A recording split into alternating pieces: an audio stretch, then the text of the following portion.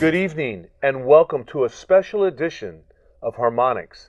Today's guest is a world-renowned author, traveler all around the world, Gabriella van Rij. Welcome to my show, my dear. How are you? Thank you for having me. It is quite incredible to have you here today. You're just a ray of light, goes along with your name. But we're going to be talking about your book. We're going to talk about your life. So I want to get into it if that's okay with you. Sounds good to me. Good, good. Hey, you were a young child was raised in Pakistan? Yes, the first 3 years I spent in an orphanage in Pakistan, in a little place called Rawalpindi. Today it's a huge city, I've been told. Really? Yes. So you haven't been back there in a while? I've never been back. Interesting. So when you were living in that, would it be called a village or a city when you were a child? Small city. A small city. You were actually being taunted by some of your European classmates, and this is how this all developed? No, it actually all developed. I'm born Muslim with a Muslim name called Nassim, and then the orphanage, because it was Catholic, changed my name into Gabriella. And then from there, 3 years later, I was one of the lucky ones, and I got adopted by a Dutch family. And so I moved to the Netherlands. I moved actually to Luxembourg because my parents kept moving because they're diplomats. Okay. And I would honestly say that from the moment I hit European soil, I've been known to be an outcast because in the 60s, nobody looked like me. Today, the world is diverse. We travel from all over the place. But not back then. In the 60s, nobody had a skin color. They were all tall, blonde, and blue-eyed. So you actually did encounter a little bit of bullying then too? Bullying, but especially an incomprehension in acceptance, I would say. People would just not understand skin color, not understand that you actually speak another language. So the adaptation is always tough in the beginning. But children will be children. So for me, between the ages of 4 till about, I would say 6, we're okay because I kind of stood my ground. Right. I'm pretty persistent. I could see. But moving to Holland, for example, that kind of bullying was really horrendous because it was very humiliating to be bullied on a daily basis. That's why I want to speak about bullying. And so they would kind of like strip your identity and not let you be who you were as a child? I feel like that a lot of children have to conform. If you stand out, you often stand out because it's something in your uniqueness that another person picks on. So in my case, whether it's my height, whether it is my size, anything, funny accent, they pick on it. That's logical. But what is not logical is that I'm starting to learn when I was younger is you feel powerless when the bully attacks you. But as older as I'm getting, and we see bullying more and more, unfortunately, and we need to eradicate it, we need to help empower the victim to do something about it because they can. They're not as powerless as they think. You know, let's go into bullying. How would you define bullying? Good question. Bullying, for me, is an extreme form of meanness. And for any one of you listening out there, it really needs to be eradicated because you're picking on the uniqueness of the person. And to do the eradication, you need to understand that paralyzes absolutely the victim. And that's where the problem lies. And what we forget is that in all of this, we have 3 groups. We have the victim, we have the bully, and we have the bystander. And the bystander includes the educators, the friends, and the parents. Because there's also deniability going on. And we need to get all these 3 groups to help both the victim and the bully. It's like a life triangle then. Yes. We really need to understand that. So when did bullying actually become a problem or a major issue? What has made this all of a sudden come to the forefront that we're all looking at? Honestly, I think it's always been there. It's always been there, but we gave it a name. And we started being aware, and that already helped. But today we're so aware, and I think we're aware because of the suicide rate. Every 7 minutes, a child is being bullied in school, and those are the statistics we found during my tour. And every 30 seconds, someone commits suicide. How many seconds? 30 seconds. Someone commits suicide. If we were quiet for sad. 30 seconds, can you imagine? That would be Yes. a very interesting concept if we could actually do that. Take 30 seconds out of your life and appreciate or remember somebody who has been bullied. Yeah. Wow, amazing. You know, let's go back to you in your own life. Okay. How give me one small example or an example of how you were actually bullied. I know you gave an example earlier, but tell me one incident that actually made you got bullied. How was that? For me, when I moved, any child knows, when you move from country to country, it's always hard to adapt to a new class and a new language, and especially the culture. So when I moved from Belgium to Holland, I had to adapt a lot.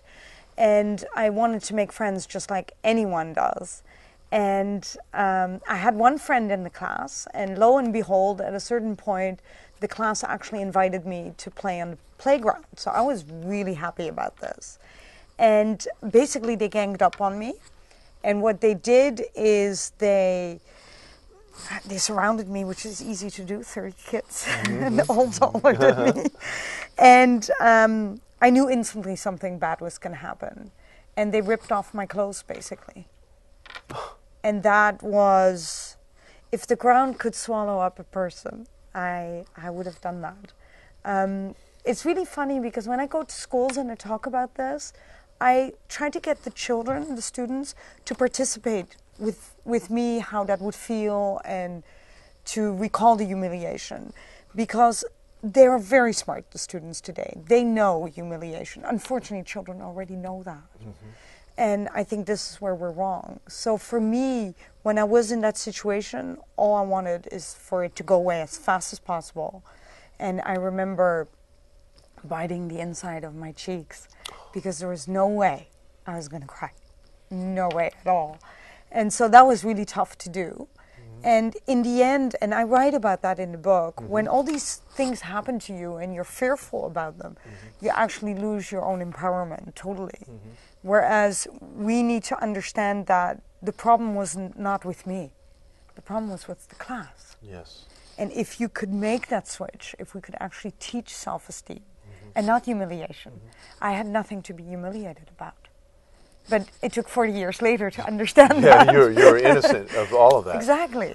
Do adults suffer bullying also? Oh, greatly. I think we all do.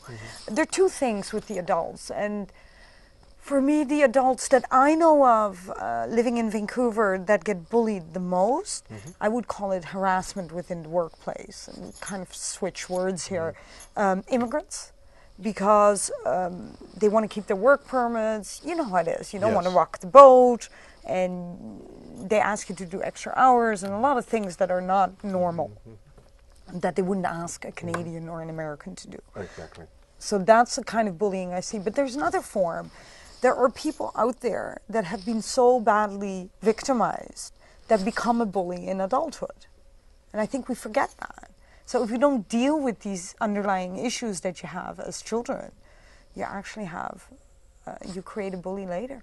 So what you're saying right there in a little small area of a person is beat up as a child by his parents or a friend, he might also morph into being a bully himself later on in life? Yes, I asked someone actually who was a victim who said, I'm not nice at all now. And so I asked him and he said he was scared. He was perpetually scared. So if you are, then it's easier to be aggressive with everyone you meet because it kind of builds a wall, of course. But by being so aggressive, he didn't get any friends either. So, yeah, they become lonely themselves. Of course.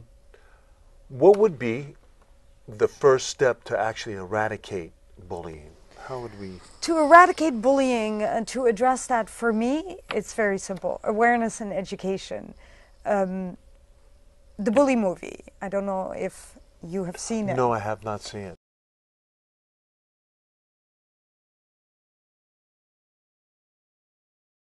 The last couple of days, we had heard that Tyler had his head shoved into a wall locker. They said he's a geek.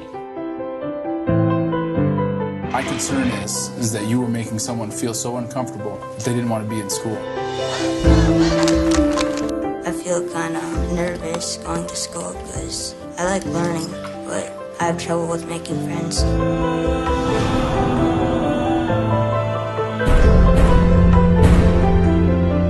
They said he's a geek.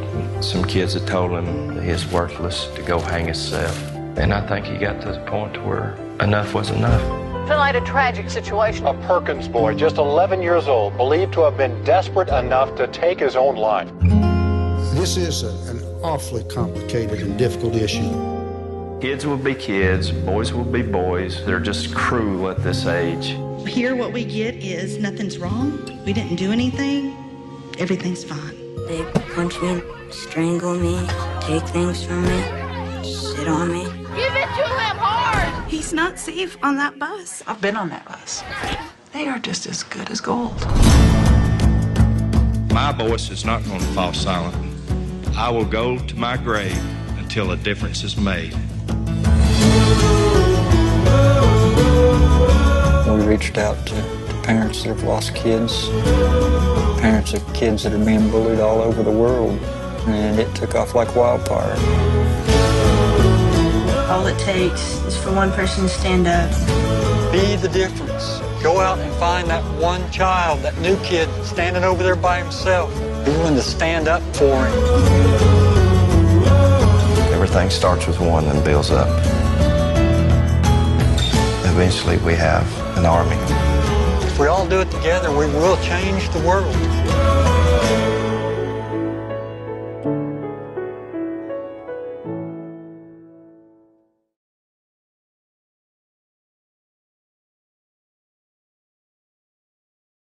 It's worth it. Please go see it.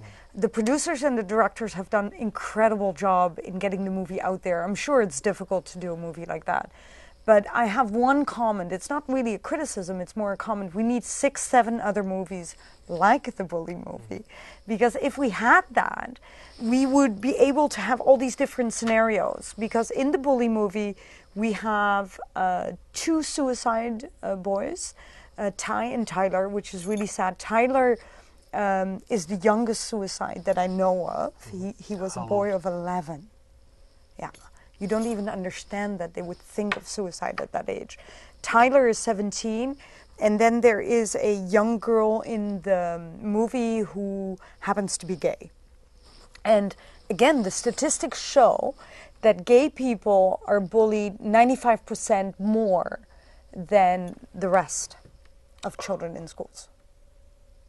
And what do, being in school, what do educators do when this is happening? What do you think, or the administrators, are they schooled in this, or do they know how to really handle the problems that are going on? I think we need programs out there. And the first program that I was promoting here during my tour is the bullyacademy.org. They have done a software with quizzes for middle schools. So that's really great. I think they're already in 900 schools today.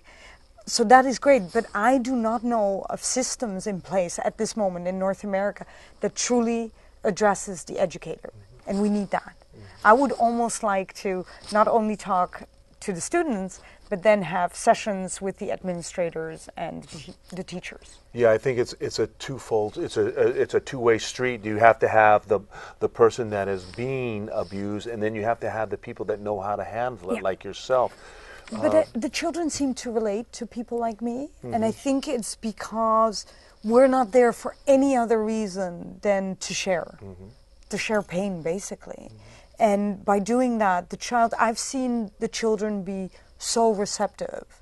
But again, heartbreaking, because what are you going to do when every child comes up to you with a dilemma, with an issue?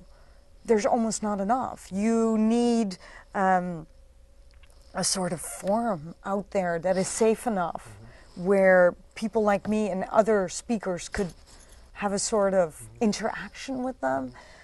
there needs to be more follow-up. There's not enough follow-up. And then how would they get the resources to, like someone like you, how would the resources come to these people to help them? Obviously, you have a movie.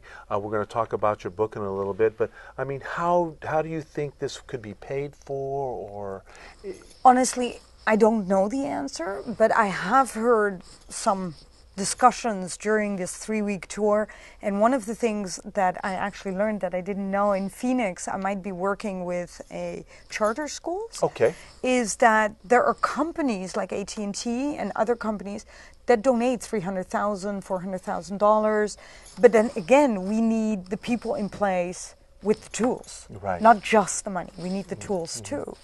And we need to follow up. I wouldn't want to only see a program and then say bye-bye, and then the children are still stuck. Right. Because we need to know that if we have the resources, if there actually a change within the school structure. Right. Because it's all about acceptance. It is totally about acceptance. You know, what would be the advice that you'd give parents of their child was being bullied, like in this school system, what we're talking about? How would you talk to a parent? Well, there's a huge problem already. The child usually does not want to talk to the parents at all. I wouldn't want to talk to my mother. So I can imagine that any child today doesn't want to go through the humiliation twice. But if you're a parent out there, watch your children. You should notice. There's always something that you notice. There is a slight change. There is isolation. The child will retract totally. And between the isolation and the hopelessness, there is a period of time where this child will turn quieter and quieter, and we really need to watch for that. So in other words, the child will just start going within, maybe doing drugs or just... I think it isolates itself as much as it can because you go through all these stages of feelings and emotions. I mean, first, I hear a lot of children, a lot of students of any age saying that when they go through that, in the beginning, they let the bullying go on because they have hope. They actually have hope that it changes. And that usually doesn't happen. And then you go into isolation. So I think it's hope first, isolation, and then I would actually like to finish by saying it's like hopelessness. Oh, it's amazing. And somewhere in between there, the parents, and I understand this, we all have 2 jobs, we all have to juggle. And so it's hard for the parents to watch day after day. And cyberbullying, on top of it, we as parents, I didn't grow up with Facebook, so it's hard for parents to do that, but we need to check. Let's talk about that. That's a pretty interesting and a vast network. Give me an example how somebody actually would cyberbully. Tell me, how is that done? I have no experience with it. But my only experience is what the students tell me, and they tell me nonstop that it is about the anonymity. Okay. How do you say that anonymity? word? That's the word. I'll get there. That's okay. I was going to say it in French otherwise. That's okay. That would have been great too. And they think that the child cannot be punished, that the bully cannot be punished. And I'm saying in schools, they can. There is no such thing. IP addresses can be found. But the rotten part is if someone bullies me, and it's direct, only my entire environment will see it. Now, if I get bullied on cyberspace, I have no idea how many people see this. It goes viral. It goes outside of my country. And so thousands of people see that. And that's where the child, I think, really suffers because they know this. What advice would you give a kid who's being bullied by cyberspace? Cyberspace, you got to go to someone immediately. Report that. And I know of a program, I happen to know of a program in Canada, which is actually an American program. But I know Deborah Bose has a program out there where cyberbullying is checked. So every friendship that comes in, it's double checked if it's a real email address, if it's not just something else. But a lot of parents don't want to put it into place because they think it's spying. But the only thing that the system does is actually eradicate those hateful words. So from, I'm just going to say something, from Paki to whether it's nigger, whether it's chink, all those racist words that children use with each other. And half of them I don't even know. They're all new to me. And it looks for that. Right. So I think it's not checking up on your children. It's actually pure safety. So what would be the message that you'd want to leave us and our viewers? What would be the message there that you'd want to leave? The first message is become an active witness. What I mean by that, we're all bystanders. We're all part of this. So if you see bullying happening around you, you're part of it. Don't go to a principal and say, I didn't see anything, I didn't do anything, because it's not true. Just by you standing there, you were present, and you can become an active witness. I know you're sometimes scared because of peer pressure, but believe it, you can make a difference in another human being's life just by getting closer to the victim and by not letting that person isolate himself and stand there all alone. You know, and finally, I want to talk about your book. Okay. I love the title. It's With All My Might. And tell the viewers about your book. And I can't wait to actually read it myself. But tell me about what this book means to you and what it means for people who will read it. I wrote the book with all my might because I feel that we all have that might inside of us. We all have a deep strength. We just keep forgetting that we have it. And I wrote it because I've been fearful my entire childhood. I was always scared to be sent back to the orphanage, always scared of other kids, had to pretend to be Dutch, blue-eyed and blonde, and as you can see on television, I'm not. And so all these things accumulated, and I said, the story is unique, the emotions are definitely not, but they resonate with everyone, because at one point in your life, you feel that you don't belong to a group, to school, to your partner, your husband, or your parents. At that moment, my message is really clear. It's okay not to belong. I have one leg in the East and one in the West, and it's okay to do that. Wow, that is really excellent what you just said. That I have a friend from the East Coast, and when he calls, we go, hey, this is East Coast, this is West Coast. I can't wait to read this book. You're absolutely fabulous. I loved your card, what you gave. And is it okay if I read, or would you Yes. like to read it? Would you like to read what you say in your card right here? My card says, I dare to live, I dare to love, I dare to give, I dare to be passionate with all of me. It's my slogan because I think that if we can actually dig deep and find the passion and bring it out there, everyone will benefit. And nobody will ever bully you again if you show your own passion, because they will actually have respect for that. And they'll be actually astonished. Gabrielle, thank you so much for being our guest. You're absolutely wonderful. One of the things that we do on Harmonics is that we give a kiss out to all of our friends. And so what I'd like you to do, I would like to give a kiss out to all the people who have been bullied and send our love to them. And can you do that with me? I can. Okay. Well, this is Gabrielle and Gregory Correa from Harmonics, a special edition. We'd like to thank Gabrielle. Thank you so much for coming. And we're going to give a kiss out to all the people who have been bullied, and we're giving our love to all of you. Here we go.